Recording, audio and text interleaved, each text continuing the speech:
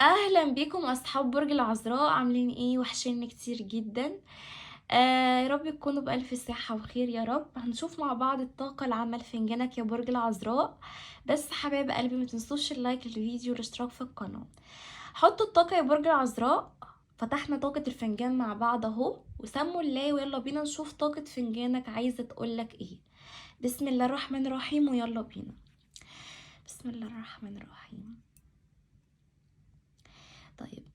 مبدئيا كده يا برج العذراء، انا بشوف انك انت في الوقت الحالي يا برج العذراء. انت متحمل مسؤوليات كتير.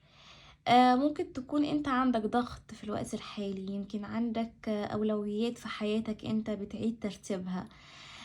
شايفاك يا برج العذراء انك انت ما عندكش اي استعداد انك انت تقبل، انك انت تنزل من كرامتك الفترة دي تاني، او انك انت تتنازل في العلاقة مع شخص في حياتك، ان كان شخص دوت صديق ليك، قريب ليك، حد مثلا من عيلتك، ايا كان، حتى لو ده كان حبيبك يا برج العذراء.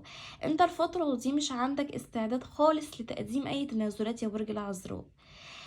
بشوف ان انت عندك دموع مكتومة في الفنجان، عندك كلام كتير انت يعني كاتمه جواك وما بتتكلمش يا برج العذراء مع حد الفترة دي.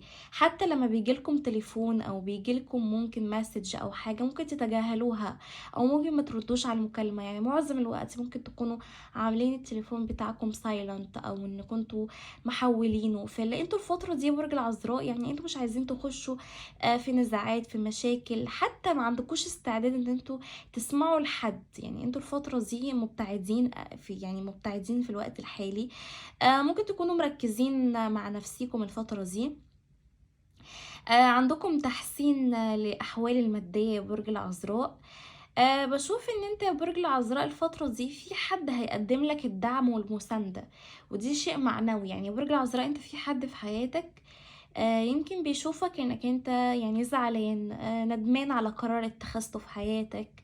ممكن في موقف معين مؤثر في نفسيتك، في شخص معين يمكن ردود افعاله معاك في الوقت الحالي يمكن مسببه لك يمكن الام نفسي. فانا شايفه ان في حد بيراقبك وبيبص عليك، عايز يخرجك من الطاقه دي، عايز ان هو يواسيك، عايز ان هو يحاول يشيل عنك يمكن الهم او التعب او الكبت اللي انت بتعيشه ده.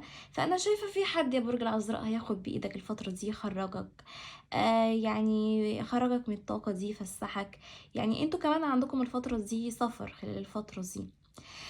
طيب برج العذراء، انا بشوف ان انت في الوقت الحالي انت يعني عندك رأي، يعني عندك زي خطة.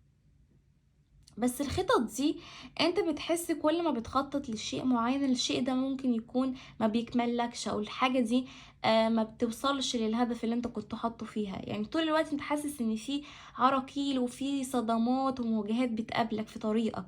لكن شايفة ان شاء الله انت عندك عوض الهي يا برج العذراء، عندك عوض الهي. طيب قفشتكوا يلي رايحين هنا.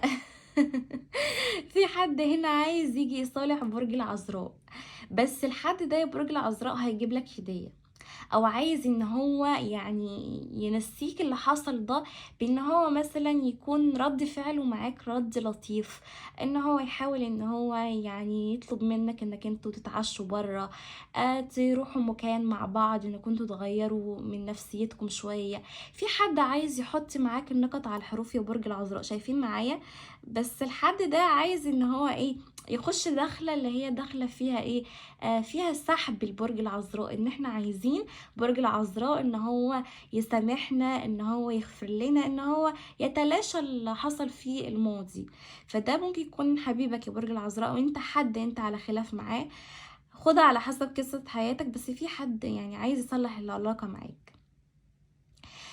برج العذراء بشوف ان انتوا في حد الفترة دي، وبرج العذراء كمان منكم في ناس بتجري في تقليص اوراق، يمكن اوراق تخص مثلا شؤون حكومية، ممكن اوراق تخص بيع او شراء، او ورق مثلا يخص بنك او بريد او سفر للخارج.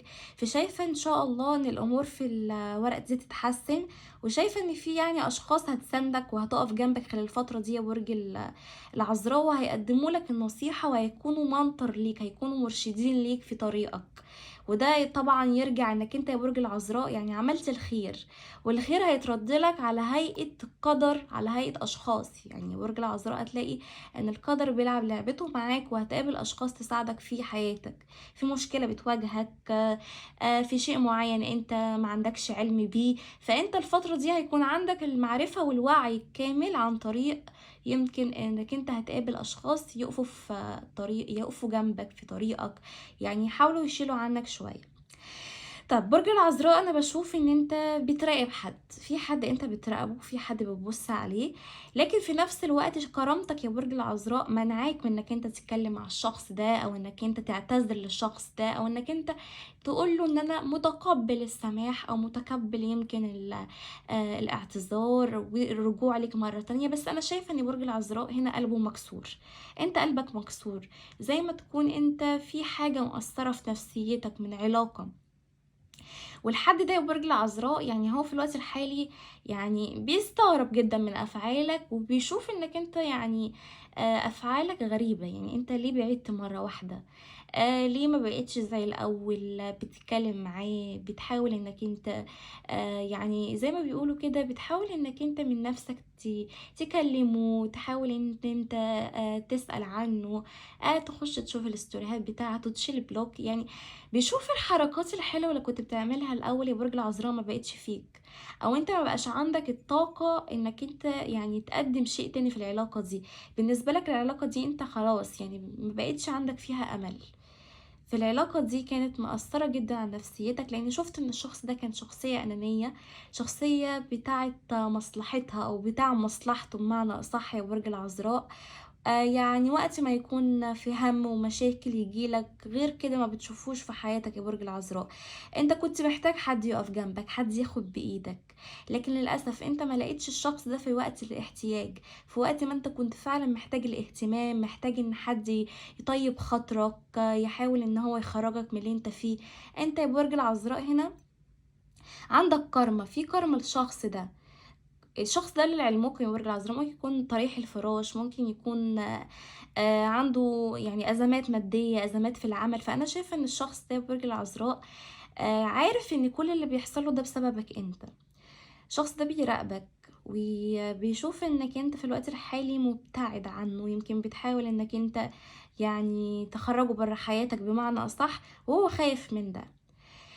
طيب برج العذراء، في ناس هنا في سكة سفر، انتوا عندكم سفر للخارج او سفر داخل المحافظات. يعني انتوا في الوقت الحالي ممكن تكونوا زي ما قلتلكم بتخلصوا اوراق، او انتوا عندكم الفترة دي هتسافروا لحد، في حد هيسافر لكم، في زيارة هتجيلكم من حد معين يمكن في بلد بعيد عنك.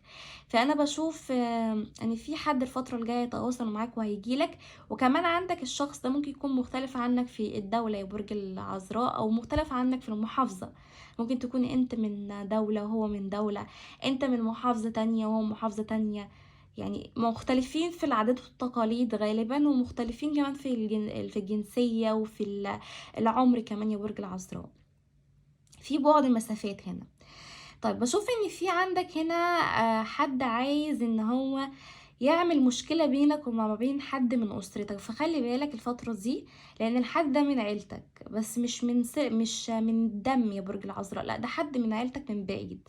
يعني عايز ان هو يفتعل مشكلة، عايز ان هو يوقعك بينك وما بين حد من اخواتك، من اولادك، من اصدقائك، من عيلتك، ايا كان. خلي الفترة دي تكون هادية، ما تحاولش انك انت تخش نزاع او مشاكل مع حد يا برج العذراء، لان انت عندك كمان هنا مؤامرة ممكن في العمل. يعني خلي بالك برضو من انك انت الفترة دي انك تدخل نفسك في مشكلة او حاجة، وتشيل انت الليلة دي كلها وتطلع انت اللي غلطان، ويجيبوا الحق واللوم عليك. فخلي بالك الفترة دي، خليك الفترة دي متحفظ جدا على تصرفاتك وعلى تعاملاتك مع الاشخاص دي يا برج العذراء، لان الفترة دي فترة فيها حرص شديد.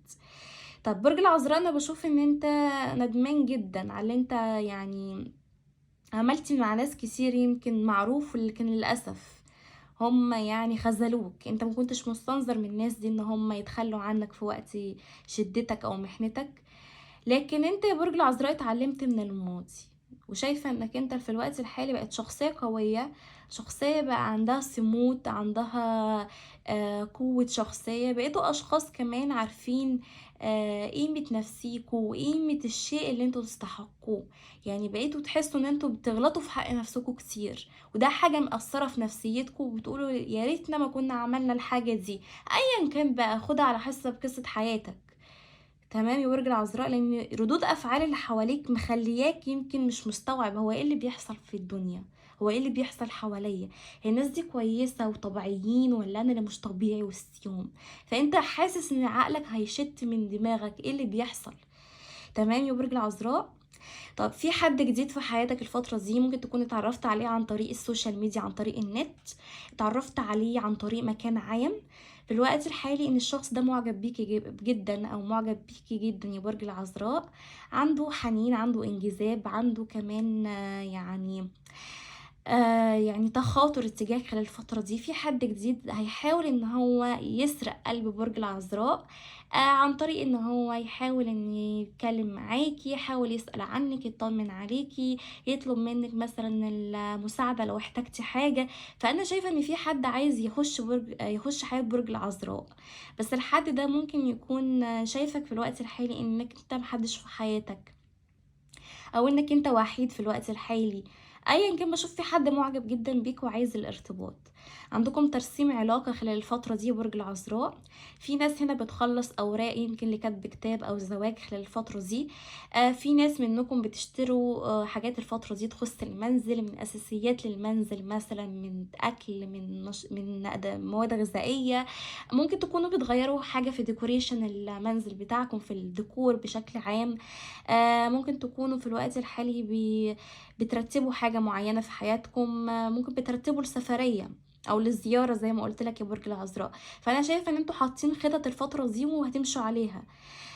في ناس هنا مهتمين جدا بشكلها، مهتمين بستايل اللبس والموضة خلال الفترة دي. بشوف ان في حد داخل عملية، او في حد عمل عملية، وشايفة كمان ان العملية دي ان شاء الله هتنجح او هتتم على خير. او لو في حد انت قلقان على دخوله العملية او حاجة من هذا القبيل، او مريض بشكل عام يا برج العذراء، فما تقلقش لان عنده تحسن في الامور الصحية ان شاء الله. في عندكم زيارة للطبيب، ممكن الزيارة دي هتخطو انك انت تعمل يمكن فحوصات طبية. بشوف كمان ان انتوا لو منتظرين نتيجة، في النتيجة دي هتكون حلوة، يعني تخص مثلا تحاليل او اشعة، فان شاء الله تسمعوا عنها ان هي هتكون فيها خير عليكم ان شاء الله. برج العذراء، انا شايفه في تجديد طاقه، في فك تعلق، في استشفاء عندك. في حد منكم بيحلم الفتره دي باحلام كتير. في منكم ناس بتحلم احلام وحشه، وفي ناس بتحلم احلام حلوه.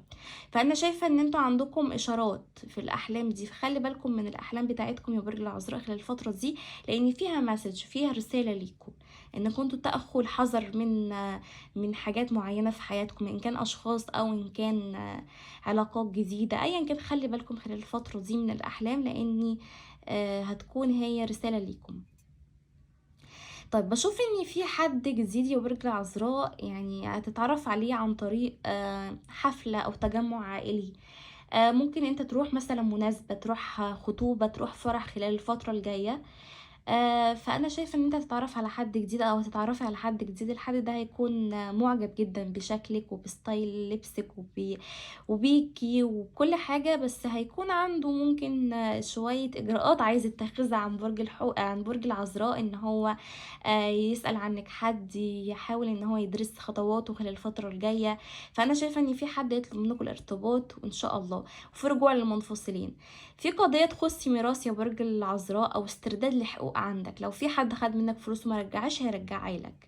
ولو في حد هنا يعني عنده مثلا قطعة ارض بتجري ورا ورقة مثلا ليها لإثباتها، او انك انت ترجع حقك في شيء معين، فشايفة ان شاء الله ان هيكون في رجوع، بالرغم انك انت عندك هنا في حد داخل معاك منافسة، خاصة لو انتوا في اوراق محاكم او حاجة. ففي حد عايز ان هو يعني يكسب القضية دي او حاجة، فيجيب محامي يكون ضدك او حاجه من هذا القبيل يا برج العذراء. فخلي بالك الفتره دي. بس شايفه ان شاء الله ان يعني ربنا هيكون في عونك انت، وهيكون واقف في صفك انت، وهيكون عندك تحسن وتيسير في حياتك يا برج العذراء. برج العذراء، احذر من امرأة يا برج العذراء بتكره لك الخير. كده حاسدة عليك يا برج العذراء، طول الوقت مستكترة عليك النعم اللي انت فيها. في حد الفترة الجاية يطلب منك السماح، وهيطلب منك انك انت تشوفه يا برج العذراء، لان الحد ده تعبان في الوقت الحالي، او ممكن يكون مكتئب، او ممكن يكون الطاقة بتاعته مش كويسة، وانت هيصعب عليك حاله، وهتحاول انك انت يعني تسامحه، او انك انت ترجع لحياته مرة تانية. ممكن ده يكون حبيبك، او يكون ده حد من عيلتك او من اصدقائك. شايفه الفتره اللي جايه في تعارف، في علاقات جديده تخش حياتكم. بشوف ان انتوا تخلي بالكم من السرقه، او ان حد يخش بيتك. عندكم ناس كتير باصين في حياتكم يا برج العذراء، عندكم عين، عندكم ناس عايزين يستغلوك ماديا، عاطفيا، فخلي بالكم الفتره دي وادرسوا خطواتكم. طب الابراج معايا كانت ايه يا هاجر؟ كان معايا برج العذراء، كان معايا برج الثور، كان معايا كمان برج الحوت والسرطان، وبرج كمان الدلو والجوزاء. صحيا بشوف ان انتوا عندكم انتفاخ في المعدة، عندكم ألم في المعدة بشكل عام، ممكن قولون، عندكم وجع في العيون يا برج العذراء، مأثر على الأذن، عندكم في صداع من وقت للآخر، عندكم إرهاق جسدي، ما بتناموش كويس يا برج العذراء، عندكم أرق. قللوا الكافيين، قللوا السموكينج، التدخين. شايفة كمان ان انتوا الفترة دي يعني بتحاولوا انكم انتوا تقللوا وزنكم شوية، تتخنوا شوية. بتفكروا تشتروا حاجة جديدة ليكم، تغيروا فيها من شكلكم، من ستايلكم. فشايفة ان الفترة دي فترة حلوة جدا، فيها زواج واحتفالات. ولو في حد منتظر مولود، فانا شايفة ان شاء الله يعني تسمعوا خبر حلو بحدوث حمل. وكمان عندكم مناسبة، حفلة أو أسبوع، أو ممكن يكون حد من عيلتك هيتخطب أو هيتجوز خلال الفترة دي، أو أنت يا برج العذراء. طيب كده تكون خلصت قراءتنا يا برج العذراء. أشوفكم الفيديو القادم على خير إن شاء الله. ما تنسوش اللايك للفيديو والاشتراك في القناة وتفعيل زر التنبيهات عشان يصلكوا كل ما هو جديد في القناة عندي. أشكركم.